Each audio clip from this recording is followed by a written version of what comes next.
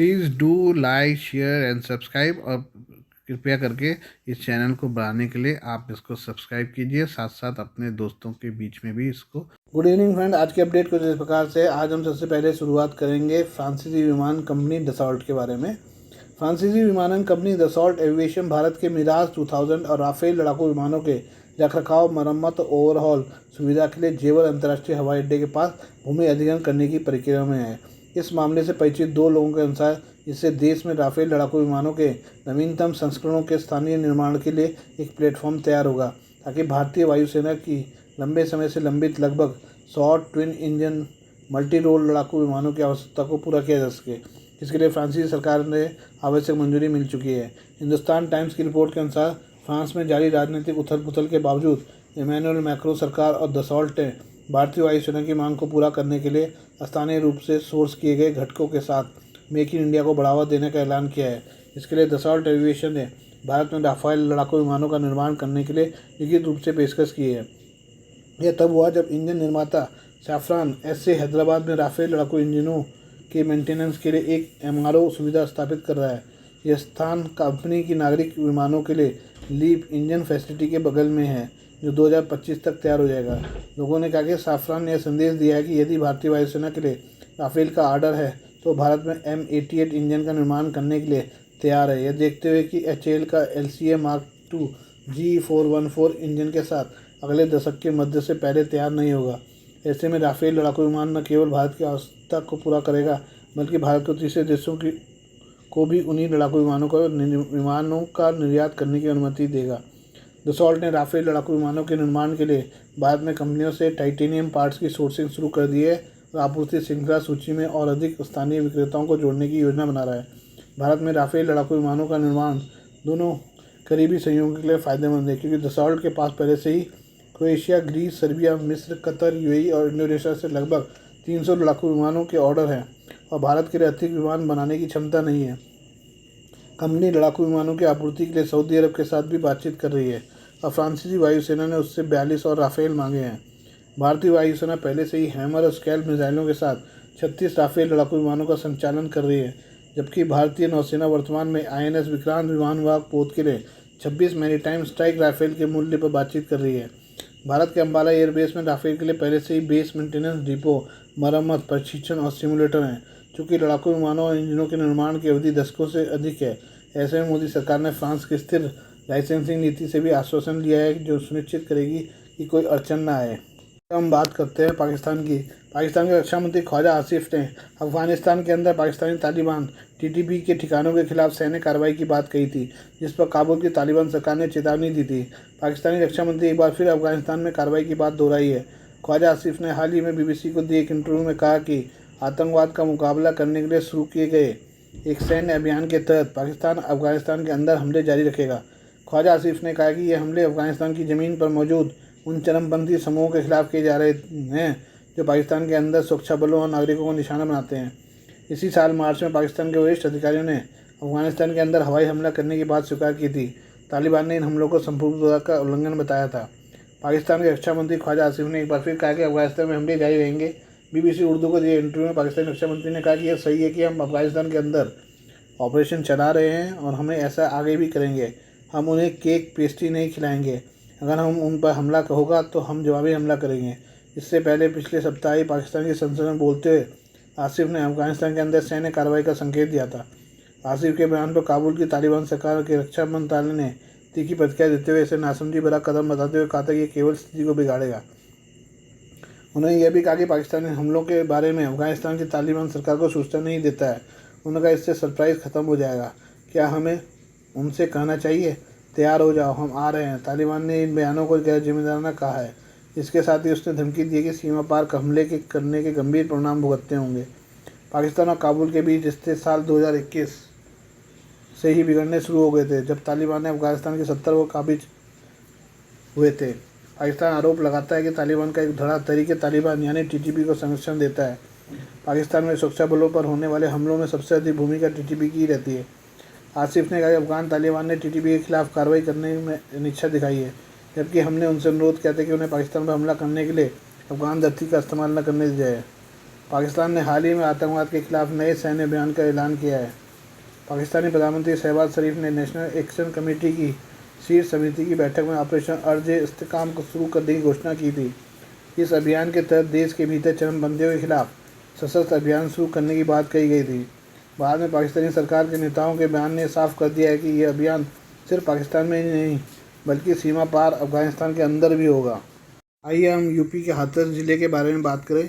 UP के हाथरस ज़िले के सिकंदराव में आयोजित सत्संग में मची भगदड़ में अब तक 120 लोगों के मारे जाने की बात कही जा रही है। कई घायल है, मृतकों की संख्या बढ़ भी सकती है। किसी धार्मिक कार्यक्रम में इतनी बड़ी संख्या में जुटने के बावजूद पर्याप्त सुरक्षा इंतजाम न किए जाने पर सवाल उठाए जा रहे हैं।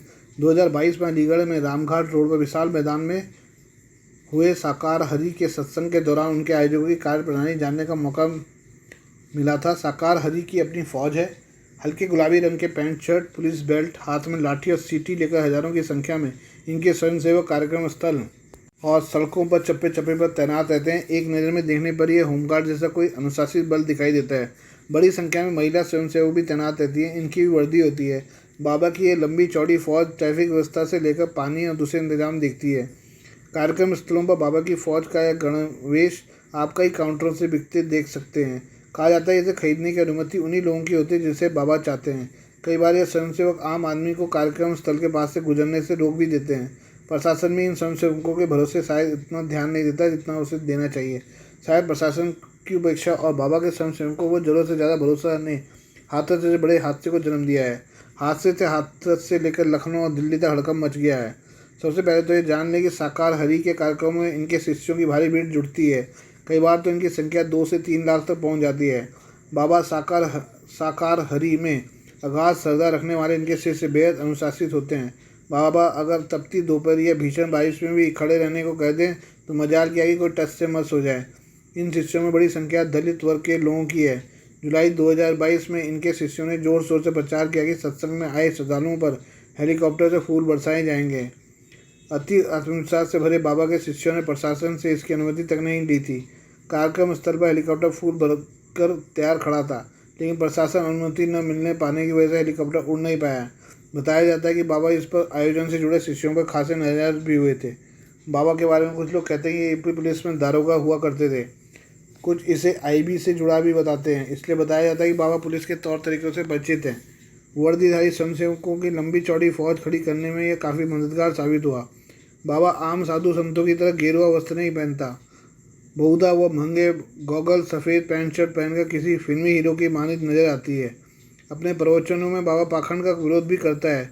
क्योंकि बाबा के शिष्यों में बड़ी संख्या में समाज के हाशिए वाले गरीब, दलित, दबे कुचले लोग शामिल हैं। उन्हें बाबा का पहरावा या रूप बड़ा लुभाता है। महिला भक्तों में बाबा का खासा क्रेज दिखाई देता है। कानपुर से आई बाबा की एक प्रमुख शिष्या तो उनका कहना था कि बाबा साक्षात हरि अर्थात विष्णु के अवतार हैं। बाबा के मंच के ठीक सामने उनकी ड्यूटी लगाई गई थी। गदगद महिला भक्त इससे फूली नहीं समा रही थी। उन्होंने बताया कि बाबा का चेहरा दमकता रहता है, उस पर अलौकिक तेज है। उनके साथ आई कई शिष्यों का मानना था कि बाबा के पास दैविक शक्तियाँ हैं, वह कुछ भी कर सकते हैं। बाबा के सत्संगों में बड़ी संख्या में लोग जुटते हैं। बाबा के शिष्य अपनी मस्ती में रहते हैं। यही वजह है कि मीडिया से भी ये लोग दूरी बरतते हैं। दरअसल बाबा के सत्संग के तौर तरीके चूँकि आम संतों से अलग होते हैं, लिहाजा ये लोग नहीं चाहते कि इस पर किसी प्रकार की टीका टिप्पणी हो। आइए हम बात करते हैं प्रधानमंत्री मोदी की। प्रधानमंत्री नरेंद्र मोदी अगले सप्ताह राष्ट्रपति व्लादिमीर पुतिन से बातचीत के लिए रूस जा रहे हैं। यह रूस के 2022 में यूक्रेन पर आक्रमण के बाद से उनकी पहली यात्रा है। ये यात्रा इसलिए भी महत्वपूर्ण है क्योंकि मोदी और पुतिन दोनों ने अपने अपने देशों में और चुनाव में एक बार फिर जीत हासिल की है। पुतिन के नए कार्यकाल के शुरू होने के बाद यह किसी बड़े वैश्विक नेता की पहली रूस यात्रा भी है, जिससे रूसी राष्ट्रपति को बहिष्कृत करने के पश्चिमी प्रयासों का मुकाबला करने में मदद मिलेगी। पुतिन ने चुनाव जीतने के बाद पहली यात्रा के तौर पर चीन को चुना था, जिसे दोनों देशों के संबंध में आई तेजी के तौर पर देखा गया। हालांकि मोदी की रूस यात्रा को लेकर अमेरिका खुश नहीं है। भारत में अमेरिकी राजदूत ने तो भारतीय कंपनियों को प्रतिबंध की धमकी तक दे डाली है। ब्लूमबर्ग की रिपोर्ट के अनुसार नई दिल्ली में रक्षा मंत्रालय द्वारा समर्थित शोध समूह Manohar Parrikar institute for defence studies and analysis के एसोसिएट फेलो स्वाति राव ने कहा, रूस और चीन के बीच रणनीतिक गठबंधन का गहरा होना भारत के लिए असहज है, क्योंकि यह आपके सबसे अच्छे दोस्त और दुश्मन के बीच सोने जैसा है। क्योंकि हमें ये चिंताएं, इसलिए प्रधानमंत्री का वहाँ जाना उच्चतम स्तर पर पुतिन से बात करना समझ में आता है। तीसरी बार प्रधानमंत्री बनने वाले मोदी की पहली द्विपक्षीय यात्रा होगी, जिसमें प्रधानमंत्री भूटान, मालदीव और श्रीलंका जैसे पड़ोसी देशों के बजाय रूस की यात्रा करके परंपरा को तोड़ रहे हैं, जहां उन्हें पिछले चुनाव जीतने के बाद जाना चुना था। इस मामले से परिचित लोगों ने कहा है कि इस बात को रेखांकित करता है कि नई दिल्ली मॉस्को के साथ अपने संबंधों को कितना महत्व देता है। दुनिया का तीसरा सबसे बड़ा कच्चा तेल उपभोक्ता भारत रूसी तेल का एक बड़ा खरीदार बन गया है। भारत की सैन्य हार्डवेयर आपूर्ति भी रूस पर निर्भर है। वहीं 2020 में भूमि संबंधी संघर्ष के बाद से चीन और भारत के बीच संबंध निम्न स्तर पर हैं। इस मामले से परिचित भारतीय अधिकारियों के अनुसार दोनों नेताओं से कई मुद्दों पर चर्चा करने की उम्मीद है। हालांकि कोई महत्वपूर्ण समझौता होने की संभावना नहीं है। लोगों ने कहा कि एजेंडे में दोनों नेताओं के बीच सहयोग को बढ़ावा देने के लिए रसद आपूर्ति समझौता, 5वीं पीढ़ी के लड़ाकू विमान के संयुक्त विकास पर चर्चा फिर से शुरू करना और परमाणु ऊर्जा पर सहयोग शामिल है। अधिक जानकारी के संपर्क किए जाने पर भारत का विदेश मंत्रालय तुरंत टिप्पणी करने के लिए उपलब्ध नहीं है। पीएम मोदी की मॉस्को की यात्रा 8-9 जुलाई को होने की उम्मीद है। यह आंशिक रूप से वाशिंगटन में उत्तरी अमेरिकी संबंधी संगठन नाटो के सदस्यों की एक अलग शिखर सम्मेलन के साथ मेल खाती है। मामले से परिचित लोगों ने कहा है कि मोदी की रूस यात्रा लंबे समय से लंबित थी और समय का नाटो गठबंधन की बैठक से कोई संबंध नहीं है। मॉस्को के बाद मोदी के 2 दिवसीय दौरे पर वियना जाने की उम्मीद है। अमेरिका ने एशिया में चीन के प्रभुत्व का मुकाबला करने के लिए भारत के साथ संबंधों को मजबूत करने की मांग की है और रूस के साथ नई दिल्ली के संबंधों के प्रति सहिष्णु रहा है। उन संबंधों के बारे में पूछे जाने में अमेरिकी उप विदेश मंत्री कर्ट कैम्बल ने पिछले हफ्ते कहा कि वाशिंगटन ने नई दिल्ली के साथ भारत रूस संबंधों के बारे में चिंता जताई है, लेकिन उसे भारत पर भरोसा है कि वह दक्षिण एशियाई देशों के साथ संबंधों का विस्तार करना चाहता है। द्वितीय विश्व युद्ध के बाद यूरोप में सबसे खराब लड़ाई को लेकर नई दिल्ली में बेचैनी के बीच मोदी पिछले 2 वर्षों से पुतिन के साथ वार्षिक व्यक्तिगत शिखर सम्मेलनों में शामिल नहीं हुए हैं। फिर भी भारत ने पड़ोसी यूक्रेन पर आक्रमण करने के लिए रूस की निंदा करने से परहेज नहीं किया। इस मुद्दे पर संयुक्त राष्ट्र के मतदान में भाग नहीं लिया है और संघर्ष को हल करने के लिए कूटनीति की वकालत की है। भारत में अमेरिकी राजदूत एरिक गास्टिटी ने कहा कि रूस के खिलाफ वैश्विक प्रतिबंधों का उल्लंघन करने वाली किसी भी भारतीय कंपनी को यूरोप, अमेरिका और दुनिया भर में अपने वैश्विक सहयोगियों के साथ व्यापार करने की कोशिश करते समय होने वाले परिणामों के बारे में पता होना चाहिए। गास्टिटी ने कहा कि अमेरिका दर्जनों सहयोगियों के साथ इस विचार के लिए खिलाफ खड़ा है कि एक देश को क्रूर बल द्वारा दूसरे की जमीन लेने से सक्षम होना चाहिए। मुझे उम्मीद है कि भारत उस सिद्धांत को पहचानना जारी रखेगा और उन कंपनियों की पहचान करने के लिए हमारे साथ काम करेगा जो रूसी युद्ध मशीन को बढ़ावा दे रही हैं। आज के लिए बस इतना ही। बाकी मिलते हैं कल आपसे नई खबरों के साथ। धन्यवाद।